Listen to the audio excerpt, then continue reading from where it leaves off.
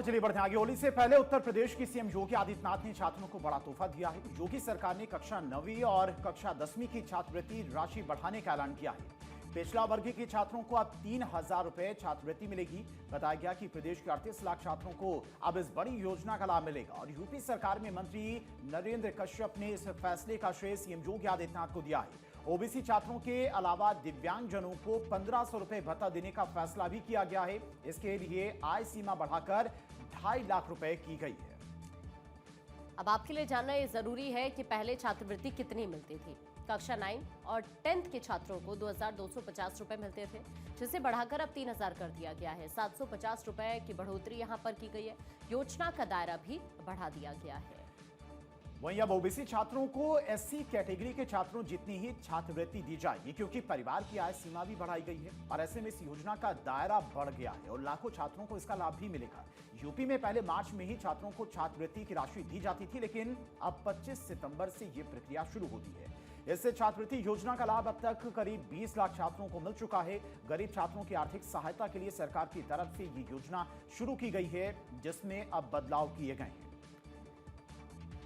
आपको ये बता दें कि अधिकतम 2,250 रुपए तक छात्रवृत्ति दी जाती थी। मुख्यमंत्री योगी आदित्यनाथ द्वारा छात्रवृत्ति के लिए आय सीमा को 2 लाख से बढ़ाकर 2.5 लाख करने से लाभार्थियों की संख्या बढ़ जाएगी और वित्त वर्ष 2026-27 में 38 लाख विद्यार्थियों को छात्रवृत्ति का लाभ मिलने की संभावना है।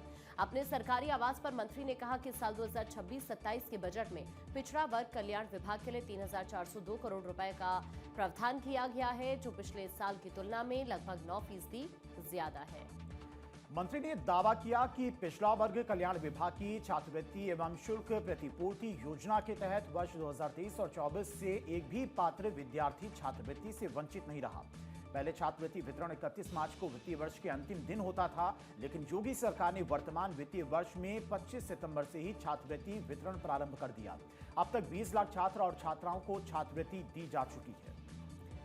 हालांकि उनकी तरफ से बताया गया है कि पिछड़ा वर्ग विभाग की शादी अनुदान योजना में साल 2026-27 में 210 करोड़ रुपए की व्यवस्था की गई है। इसके लिए आय सीमा को वर्तमान वित्तीय वर्ष में ही बढ़ाकर 1 लाख रुपए वार्षिक किया जा चुका है। प्रदेश में संचालित 102 पिछड़ा वर्ग छात्रावासों के रखरखाव के लिए 5 करोड़ रुपए रखे गए हैं।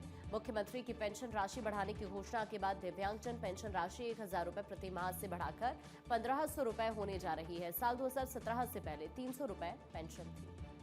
वही पेंशन मद में 1,400 करोड़ रुपए की व्यवस्था की गई है। सभी मंडलों में दिव्यांगजन पुनर्वास केंद्र स्थापित करने के लिए 7 करोड़ रुपए का प्रावधान किया गया है। इन केंद्रों के माध्यम से दिव्यांगता की प्रारंभिक पहचान से उपचार तक की व्यवस्था सुदृढ़ होगी। वहीं चित्रकूट स्थित 500 करोड़ रुपए की लागत वाला दिव्यांग विश्वविद्यालय अब राज्य के अधीन आ चुका है।